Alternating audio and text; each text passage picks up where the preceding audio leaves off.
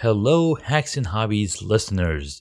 Are you looking to share your opinions, give me feedback, or tell me what you're thinking? Send me a voice message. Voice messages are an easy way for you to send me audio that might end up in future episodes of Hacks and Hobbies. They're the latest feature from Anchor, the platform I use to make this podcast. Here are some of the things I would love to hear from you. Are you enjoying the direction the podcast has taken for season 2? Is there someone I can interview that will absolutely help you gain more knowledge?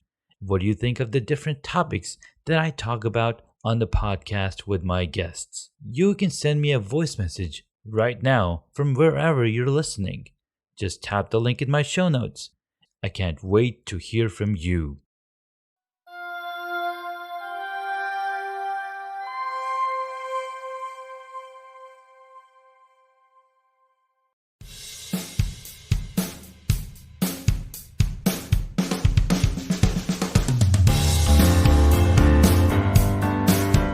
Thank you for tuning in to Hacks and Hobbies with your host, Junaid. In Season 2 of Hacks and Hobbies, we're visited by our amazing guests coming from all walks of life. We want to learn their story, their struggles, and their journey on how they got to where they are today.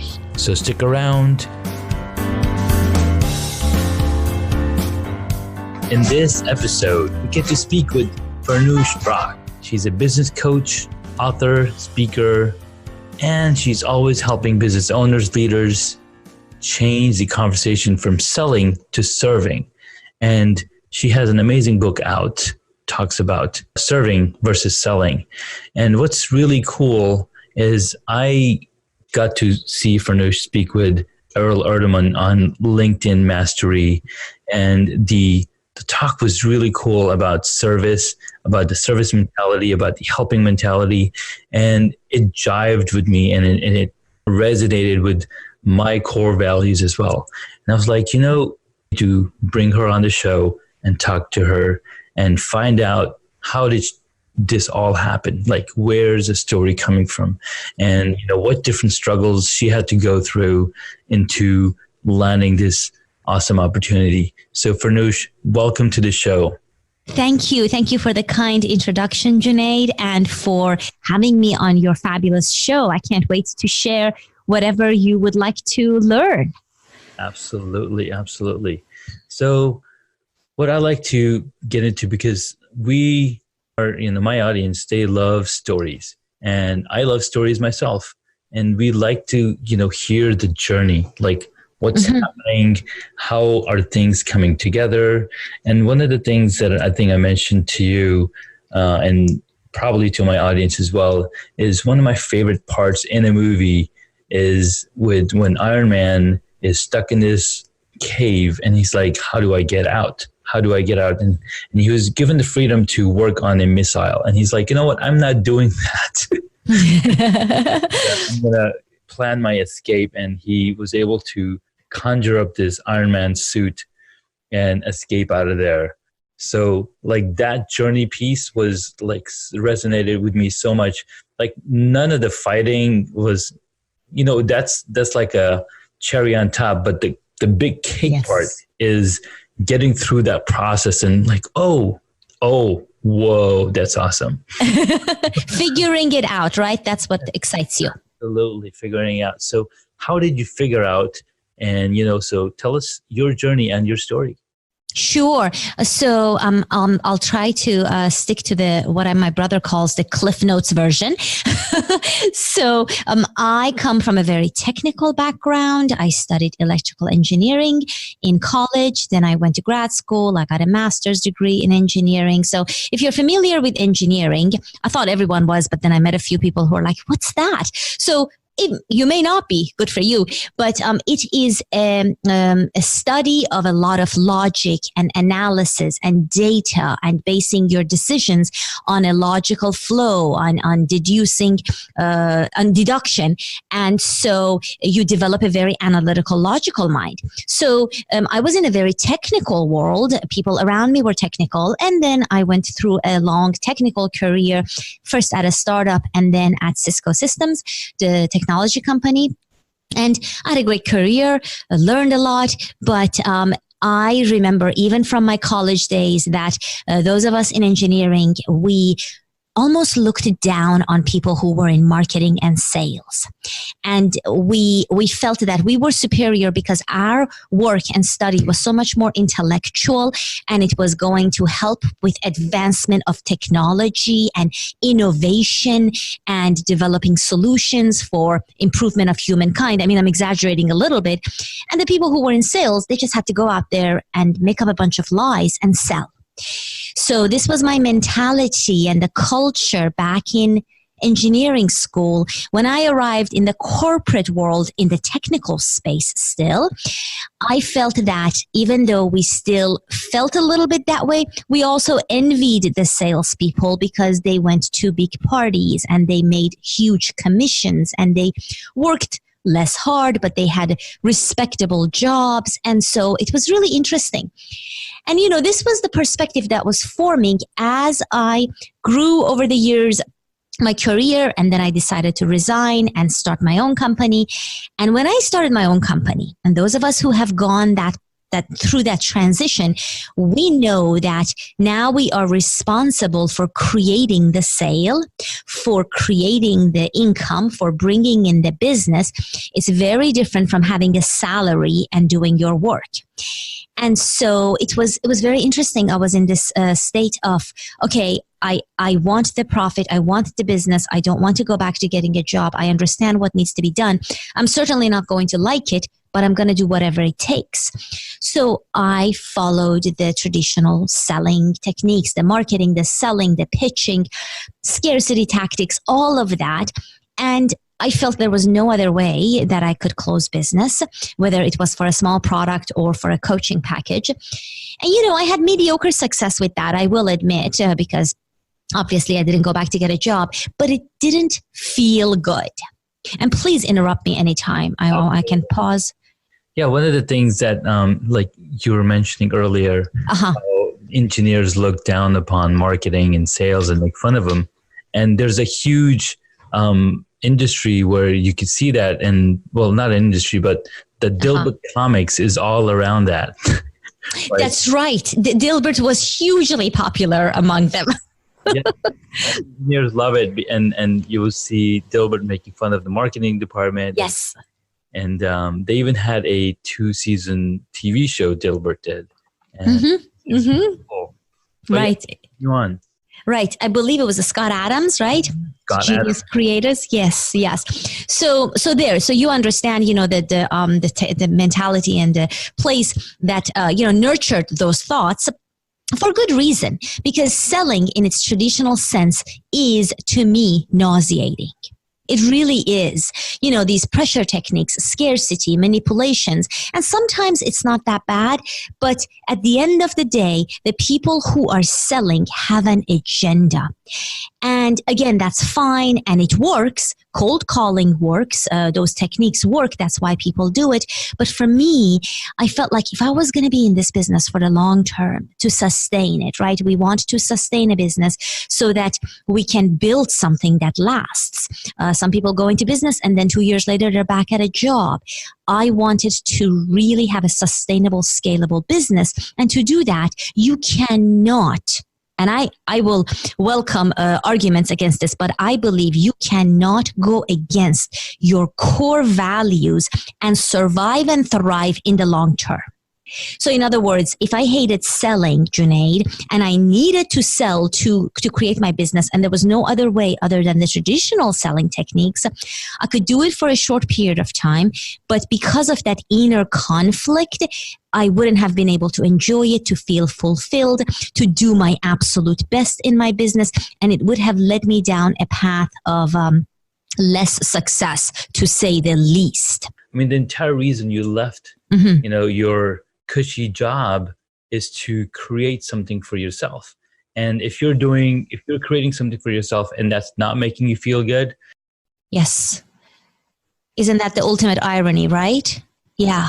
Exactly, exactly. I mean, I didn't want to create another job for myself. That's the overwork, or the workaholic version, right? Killing yourself to stay in business so you avoid getting a job, or feeling icky about a major part of your business, but doing it anyway. So I was very lucky that a few years ago, I stumbled on a few role models in the industry, in the coaching world. And one idea led me to another. And it was this new perspective, this new paradigm that said you don't have to sell.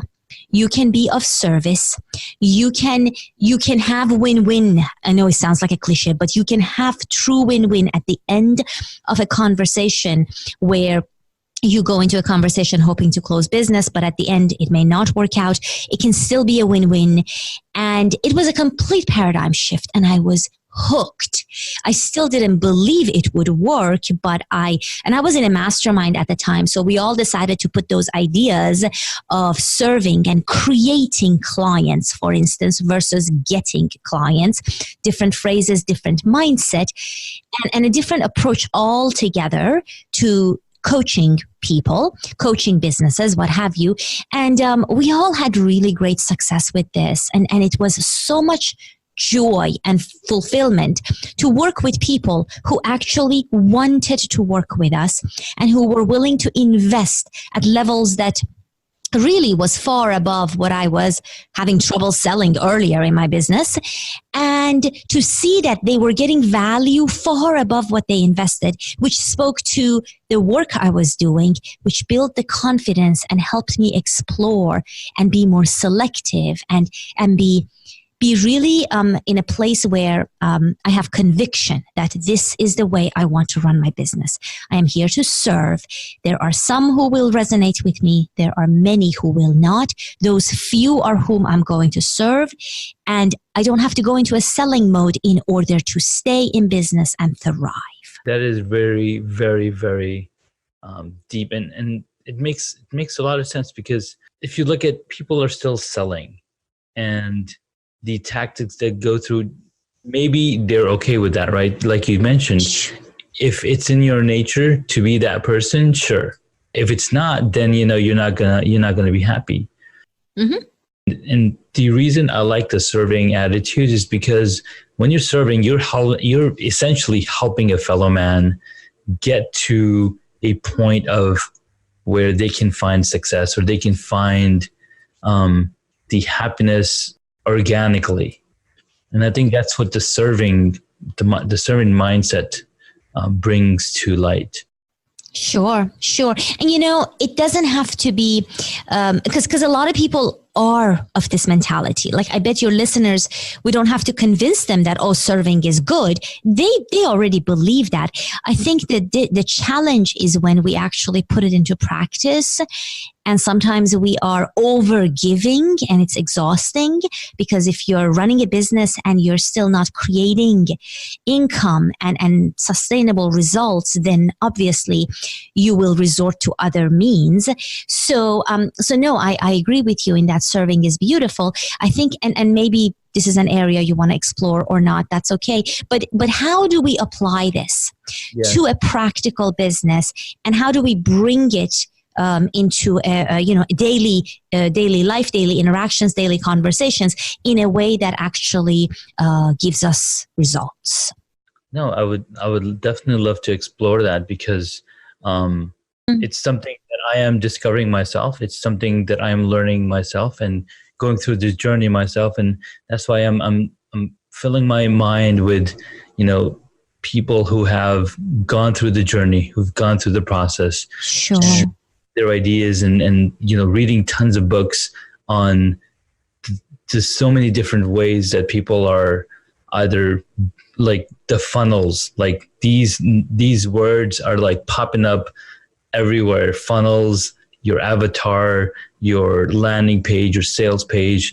And a lot of this, it's all coming down to, okay, this is really interesting. It's something that I did not hear about, in the past, mainly because I wasn't going and looking for this kind of information.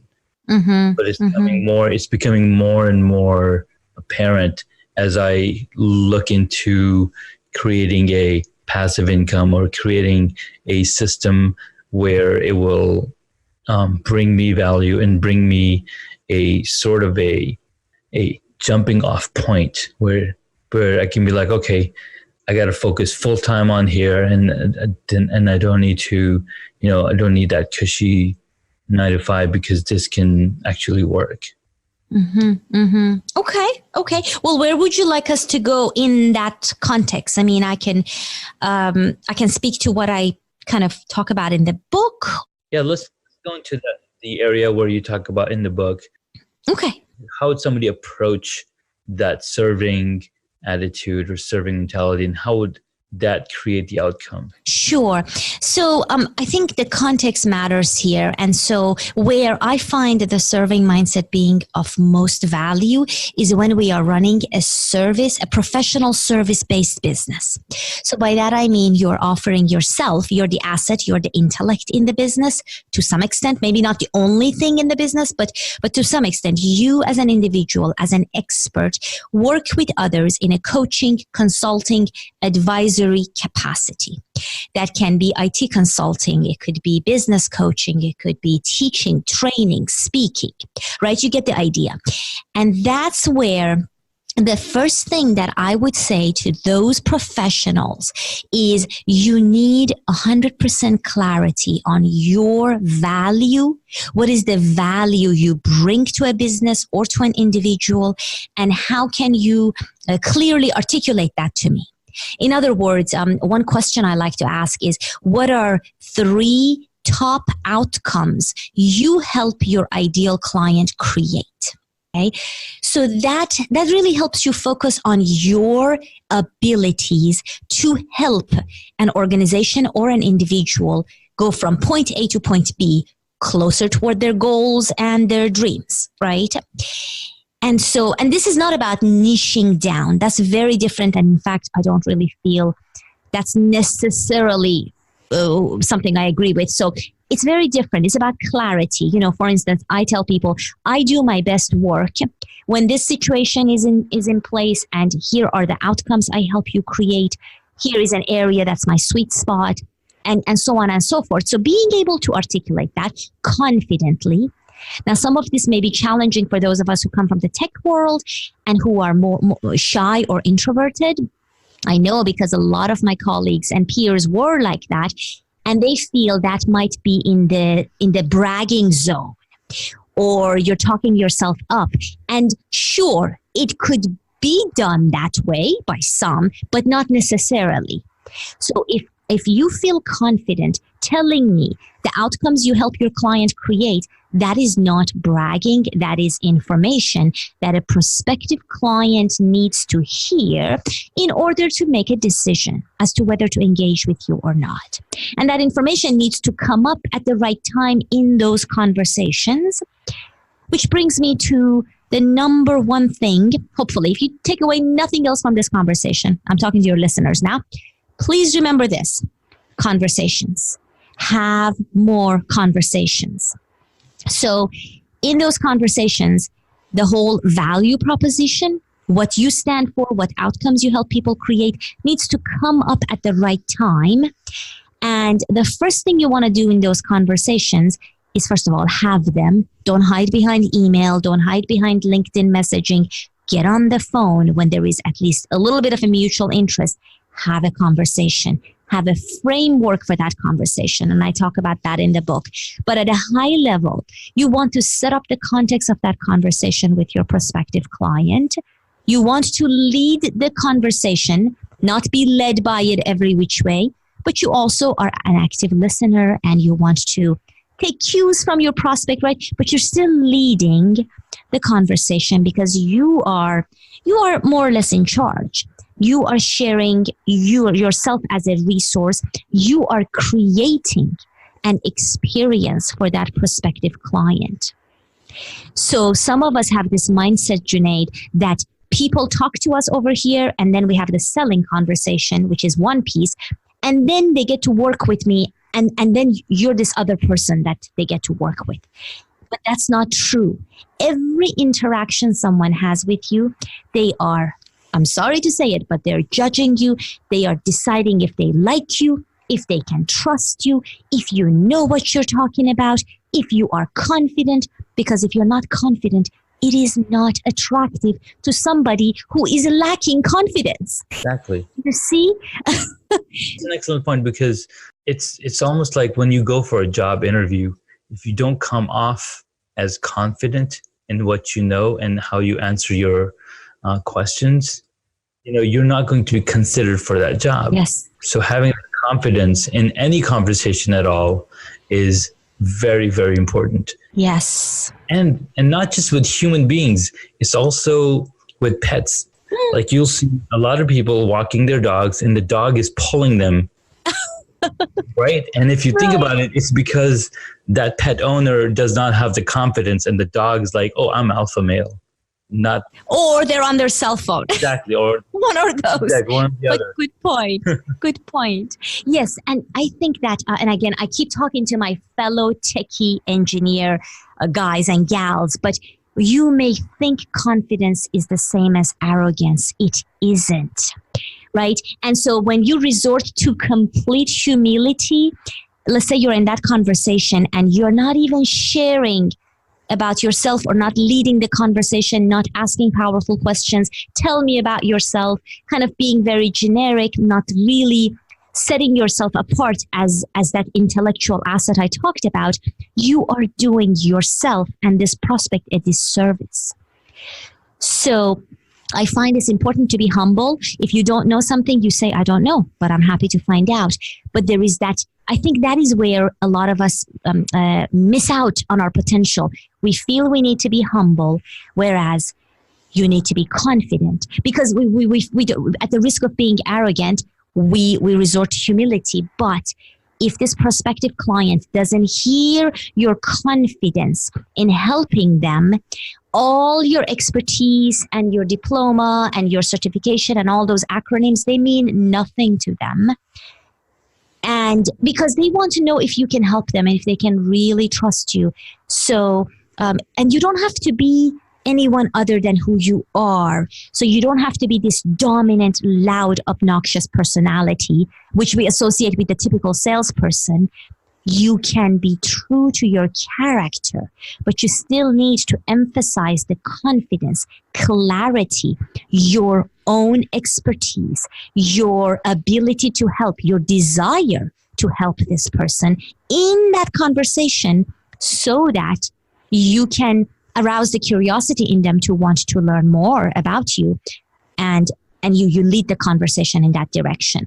So I realize I'm jumping a little bit all over the place, just talking about the conversations. So I'm going to defer to you to kind of lead us in the next direction, Junaid. No, those are some very, very valid points, because having confidence, having the ability to see, that you're not being arrogant and that you're speaking from a point of expertise about what you know, which also informs the client that, okay, what you're telling me is on point, makes sense because you're the expert. And sometimes I have this issue myself. Like I would be talking about something and in my mind, I'm questioning myself. But then what I'm saying, people will take it seriously and like, okay, that's what you said. That's what's going to happen. So then getting that kind of feedback also gives you confidence. It also raises awareness within yourself that I got this, this is probably the proper way to go. And then another way to build confidence up is, of course, reading tons of books and having more conversations, like you mentioned. Yeah. The more conversations you have, the more you begin to have a self-awareness of yourself. Yeah. Another one I would like to add into your great list is I was just talking to another engineer friend of mine he's the true engineer. I kind of left engineering behind, but the true engineer, and also he runs his own company now, is that you want to... oh my gosh, I just lost my train of thought. We were talking. Oh, yes. I was telling him that he needs to be confident. He's helped a lot of his clients. And so he didn't buy my story. And so because he's so fact-driven and data-driven, I said, you know what? Why don't you go to 3 clients that you helped recently and ask them, have them tell you what you helped them accomplish. What did they most value in working with you? And first of all, when you do that, it always surprises you because you think you helped them do X, and maybe you did do that, but what they took away from the consulting or the relationship or the coaching is something else. And you need to find out what it was for them. And when we hear data, especially those of us who are more analytical, from our past experience, it's a fact that we are good at what we do, and therefore that can also feed your inner confidence. No, that's an amazing segue into this point that I was thinking about. I've been reading the book Ask by Ryan Levesque, and he's an analytical person as well. And he said he's developed an ask method where he will go out and ask his list or his audience, hey, what is something that you're struggling with? Just like you ask your friend, your engineer friend, to ask your clients, what is it that you help with? So what that does, that gives you exactly the idea of what you need to be building your content around. Yes, very good. Yes. Oh, this is the problem I'm having. Like, well, I've got a solution for that. And that's another thing that I'm working with, right? Because I have so many skills in so many different areas, right? But I don't know which one to, focus on because I haven't asked that main question. Where can I help you? What are you having trouble with? And then I can design my course or design my stuff around that specific item. Sure. I like to give you another angle to that because that's good, right? We want to demand to be receptive to what our market or our mailing list or our prospective clients want, of course. I also want to always make sure that's aligned to what I'm passionate about. So, there has to be an intersection. For instance, I've done, and I continue to do career coaching, right? I'm very good at it. I can do it in my sleep. I can help you navigate the corporate landscape and all the diplomacy.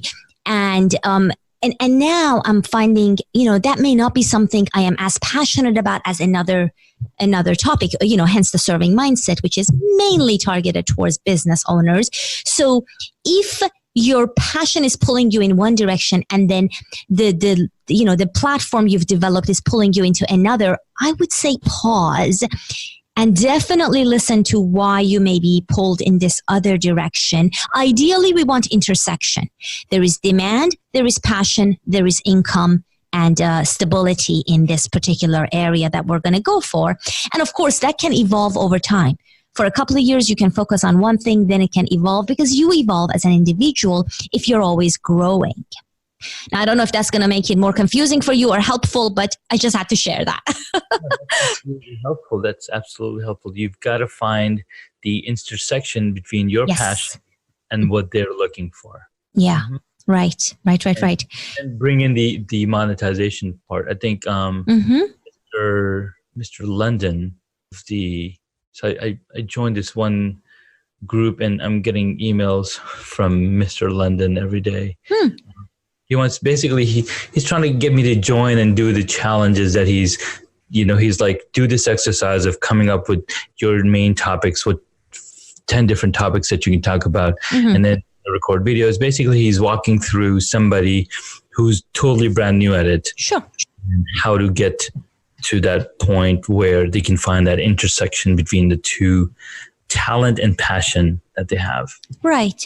I mean, you can also just experiment. You can take the whole methodical approach of doing a bunch of videos, setting up a mailing list, and just like building based on what you think you want to teach or offer. Or you could experiment. You could secure 2 clients and experiment on a particular area of expertise that you have and see how you like it. Because if you haven't done it, Junaid, You may think it may feel a certain way to say consult people in XYZ, but when you start doing it, you realize the reality of it. And maybe it's easier, maybe it's harder, maybe there's other elements. So nothing beats firsthand experience. That is my point here. So if you can, and it's okay to explore before you decide this is the topic of my book or this is the topic of my course. So I think if you're in that phase, how much have you explored? How many conversations have you had? How much have you tested the depth of your knowledge, right? Because depth, I think, is also important. A lot of people have surface level knowledge on a lot of things, but how many things can you go deep on? Like you can talk about it for 4 hours straight and you're just getting warmed up. Mm-hmm. So I totally get that. And so there's a lot of different things for me. One is mobile video production, and mainly because I've been passionate about this specific area of video production for the past 10 years, since as long as we've had the smartphone. And being a photographer and a videographer, it makes sense to me to talk about these technology stuff. Plus, I've been blogging about technology for the past 10, 15 years. And I feel like, I have a grasp on technology. I have a grasp on, what to look for when you're either building a computer, either you're, setting up a shot, a lot of different things. And so far what I've done is I've written a chapter on strategies to success on this mobile video production. So I've got to go into and edit my chapter and make sure that it all sounds good. And it'll be off to the races. We'll see what happens there. Right. So that's exactly what I did last year is, figuring out what it is that I can, based on my passion, and based on the talent, and based on what the market is looking for. And with this rising age of video, not just on YouTube and Facebook, but also on LinkedIn. Like LinkedIn just jumped into video last year. And there's so many people on LinkedIn that are doing video that are, they could be doing video much better. And so I think that's my target audience. I'm still circulating and building up the material to see, okay, I need to go ask questions. I need to go, have them give me feedback and be receptive. So then I can continue and building on that. Yeah. No, I hear you. I mean, it sounds like, you've thought it through and now it's time to kind of test your ideas, right? And see how it goes. Yes, exactly. Yeah. And if that doesn't work, I can always, go and talk about beekeeping. I was just going to say that. That is fascinating. Bees are amazing.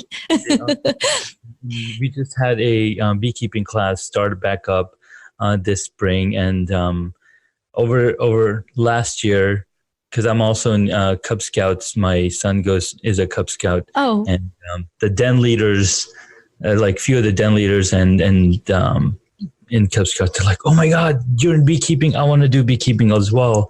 So when the class started this spring, right, had 4 people show up that were all referred by me. That's and awesome. When they're doing their introduction, they're like, oh, Janae's doing it, so I'm doing it. See, that's called influence, okay? And it's in the most unexpected place because you're passionate about something. They hear about it. They are passionate. And now, this little class has formed. Ideas have come together. People have come together. Yeah, that's awesome. Calling myself the beefluencer. There you go. Very clever, Junaid. So maybe there's something there. I mean, I did buy a domain name called My Humble Bees last year because I was like, I'm going to produce all this content all around bees and I can just post it on here. You might be joking, but I'm going to tell you, amazing things happen, still to my shock. When I started getting fascinated and addicted to green juicing in 2007, I started, and I had no intention, no business idea behind it. I just wanted to juice and write about it and share about it. And that led to a blog, then a mailing list, then a little tiny ebook that I wrote while I was on vacation, which sold like hotcakes, which led to my publisher who found me, which then led to a book, and then to 4 more books, not all on juicing, because I followed this passion. So it's like this side hobby. And now those books have sold combined, 160,000 copies overall. And it's ridiculous. And I would have never said, oh, I'm setting out to start a proper green juicing business. No, it's all from the hobby. Yes. And you can't bet on that. You can't count on that working out and you pay your mortgage. I get that. But what could happen if you are just open to that idea? You can still do your other stuff. But what if you also listen to the hobby, the passion, and just explore and be curious? So, don't be kidding. Like, go put out the website. Go let the passion drive it. See where it takes you, and you might have a book deal. Yeah. Right? No, you're absolutely right, because I was listening to Tim Ferriss talk to Joseph Gordon-Levitt. And so Joseph Gordon-Levitt started this site with his brother called Hit Record. And it was just a side project. It was just a hobby. But he said 5 years later, like, he's got a huge community. There are movies coming together. There are short films, and people are like backing this. And he's like, I want to do this full time. Yeah. It's like, I never thought that it would become something. Right. And Tim Ferriss said the same thing. He said, I started out as an author. He wrote the 4-Hour Work Week. Right. And then he had to do another 4-hour book. And he was like, I was not feeling joy. And then so what he started doing the podcast. And he's like, I love podcasting. I love the podcast and the aspect around it. Yeah. And so that's what he does. Yeah. JLD, John Lee Dumas, he's got a huge podcast. And if you want to be a speaker, and this is something I learned recently, if you want to be a guest on his show, you got to pay up. You have to pay now. I've already been on his show, but that was years ago, a couple of times. So you have to pay to be on his show now? Are you serious? That's what I heard. Wow. $5,000. So you were on John Lee Dumas's. Twice. Yeah. I'll have to go check out those. I'll have to go check them out. I guess I owe him $10,000. Oh my gosh, too funny. Yeah. So, and some of those are sort of like your extraneous circumstances, your one in a million, things that, a lot of people do all of those, they follow those methods, but maybe there's one or few of them that come out to be so successful. And I think, because that sometimes discourages people, Junaid. They think, oh, there's all these other people who are trying, but there's only one that succeeded, or it's too late for me. This ship has sailed.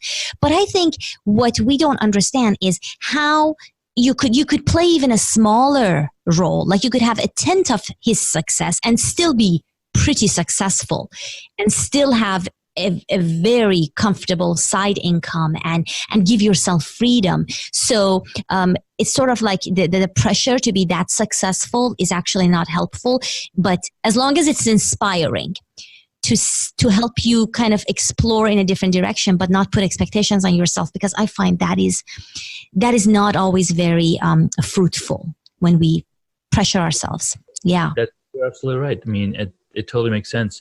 And I was like, wow, that's really interesting information, because the podcast that I was listening to, he's saying, get on as many podcasts as you can as a guest, because it again brings market. It's like marketing your business or your services. Right. Well, we talked about hobbies. We talked about your book and the awesome things you have on there. We've got just a few questions towards the end of the show. So let's do it. Yeah, let's do it. What is one hobby that you wish you got into? I wish I got into music. Ideally violin or piano. And we actually have a beautiful piano at home, but it's mostly for my husband.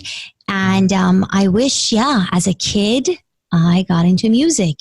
But I've forgiven my parents. That's okay. I can relate. I can totally relate to Yeah. I think that would be really a soothing hobby in this digital day and age that we live in, and creating music, having the ability to create music. So, I love music as well. I listen to a lot of music, and I have the GarageBand apps on my phones, and I'm like, I want to create a beat. I want to do this and that. Yeah. So the music intro for this show is actually a friend of mine who wrote this music, Nice. and I gave him many rides to the train station. Like, I can pay you back in some music. I was like, sure, Wow. absolutely. Looking for some music for my podcast. Sweet. And so then he played back some tracks. So that was awesome. Okay. What is your favorite movie or TV show? And if none, how about a book? I have so many favorite books. I would say one of my favorite movies, and this is not going to sound very intellectual, but it's Robin Williams and Nathan Lane in The Birdcage. It is the funniest and just the most lovely movie to settle down with. I love that movie. I mean, I love tons of movies. We go to the Toronto International Film Festival every year, and I get a chance to watch movies that don't make it to the big screen. It's where the premieres happen, and it's a great, great festival. But that's the one that I wanted to share, because if you haven't seen it, and of course, it's a reminder of Robin Williams and the talent that we lost. So, yeah, good one. Yep. I will have to check it out. I have seen that front cover before, but I've never. It's so good. So good. I might have to go watch it again now that I'm talking about it. You better go on. I will go on. All right. What is your favorite superhero? You know what? I really like, this is going to sound really silly, but I really like Edna in The Incredibles. Mm-hmm. So Edna designs the suits. Yes. And she's really cranky and just really not a people person, if you will, but I just adore her. And very bossy, but, she is behind all the hero work, if you will, because she designed the suits. So she is my favorite character. We don't get enough of her.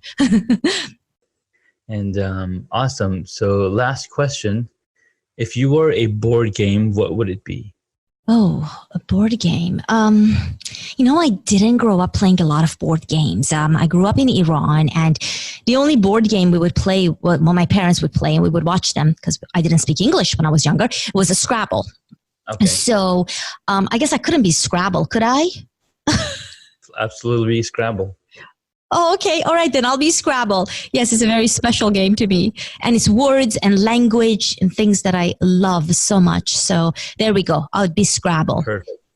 Well, thank you so much, Farnoosh. This was an awesome conversation. We learned a lot. And thank you so much for your time. My absolute pleasure. Thank you for your very unique questions and a wonderful conversation, Junaid. Absolutely. Have a good day. Cheers. Bye.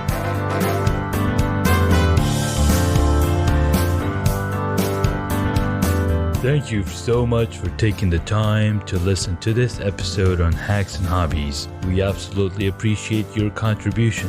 You can find additional notes on hacksandhobbies.com. Please share the podcast with your friends and tell them what you learned about our guest today.